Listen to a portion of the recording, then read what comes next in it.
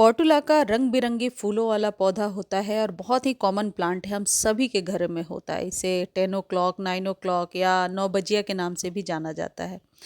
ये पौधा नवंबर से लेकर जनवरी तक डोरमेंट होता है। कहने का मतलब है शांत रहता है, या यूं कह सकते हैं कि सोई हुई अवस्था में होता है।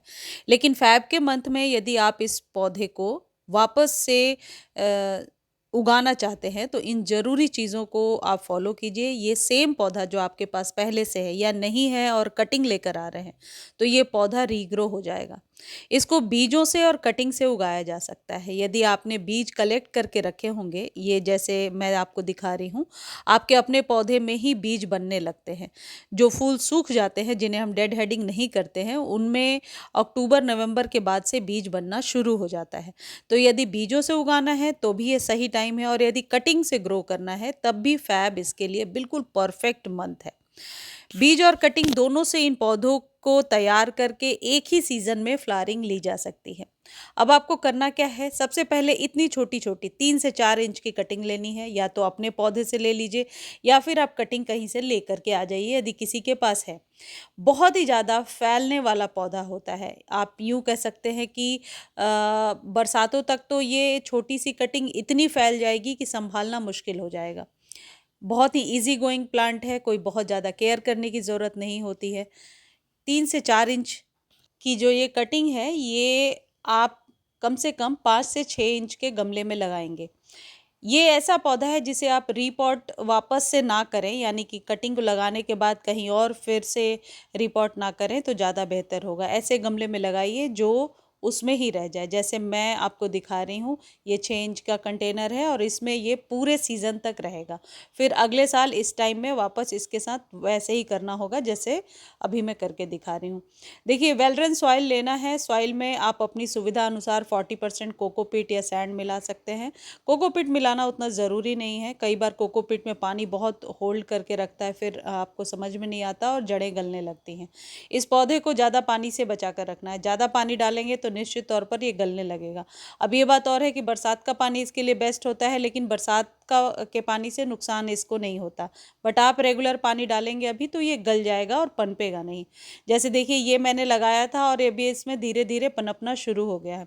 इसको वेल ड्रेन सॉइल में लगा दीजिए और फर्स्ट डे पानी दीजिए। उसके बाद कम से कम 8 दिनों तक पानी ना दें और डायरेक्टली धूप में रखें।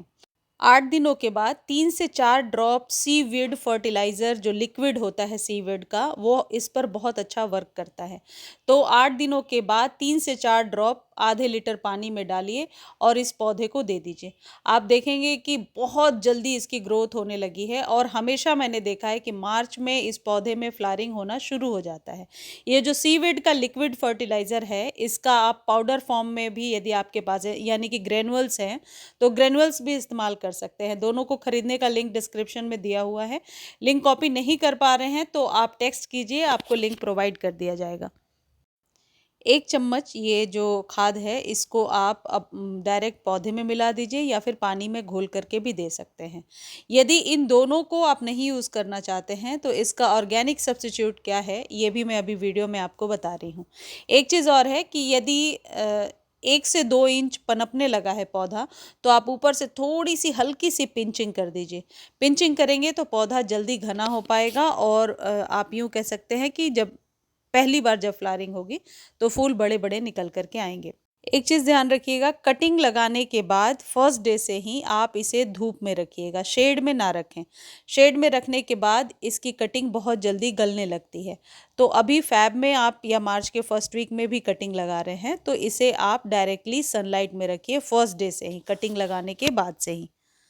अब दूसरा तरीका ये है कि आपके पास जो भी बनाना पील्स हैं या ओनियन के छिलके हैं या फिर वेजिटेबल पील्स हैं, यानी प्याज के छिलके, केले के छिलके, इन सबको थोड़ा सुखा लीजिए। सुखाने के बाद जिस तरीके से मैं बता रही हूँ, एक कपड़े में या तो बांध लीजिए या फिर नेट जो होता है इस तरीके से, ये सबके घर में अवेलेबल होगा, नहीं होगा तो किसी कपड़े में बांध लीजिए। ये सिर्फ इसलिए मैं कह रही हूँ कि इसको छानना नहीं पड़ता। फिर इसको आप क्या करेंगे कि डायरेक्ट बाल्टी में डालिए, पूरे रात छोड़िए, उसमें 2-3 लीटर जितनी रिक्वायर्ड है उतना पानी आप डालिए, और अगले दिन बस पानी को निकालिए और गमले में डालिए। ये आप अपने सभी पौधों के साथ कर सकते हैं, क्योंकि सबसे ज़्यादा मुश्किल होती है जब डायरेक्ट हम इसे पानी में डालते हैं, फिर हमें छानना पड़ता है नेक्स्ट डे।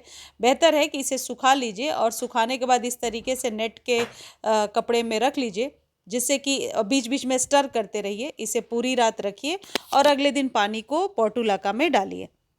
ऐसा आप वीक में एक बार करते जाइए और पोर्टुलाका में कोई खाद आपको बाहर से खरीद कर देना ही नहीं पड़ेगा। एकदम बेस्ट फर्टिलाइज़र है ये। या फिर इतना टाइम नहीं है आपके पास तो जो खाद मैंने सीवीड का लिक्विड फर्टिलाइज़र बताया या फिर ग्रेनुअल्स, दोनों ही इस्तेमाल कर सकते हैं। पोर्टुलाका में हाइब्रिड और देसी दोनों ही वेराइटीज़ आती हैं और दोनों ही कटिंग से ग्रो हो जाती हैं। आप इस पौधे को ज़रूर लगाइए, क्योंकि आपके गार्डन में हरियाली छाई रहती है और पूरे साल ये फूल देता रहता है। बस इसमें पिंचिंग एकमात्र प्रोसेस है, जिसको करके आप अपने पौधे को घना भी बना सकते हैं।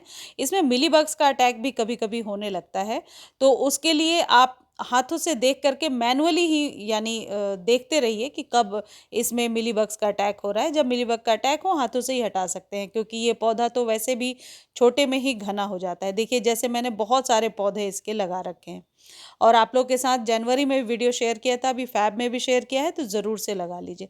इस वीडियो को आप फेसबुक पर भी देख सकते हैं। फेसबुक पर देखने का लिंक डिस्क्रिप्शन में दिया हुआ है, तो एक बार फेसबुक पर जा कर के फॉलो ज़रूर कर लीजिए।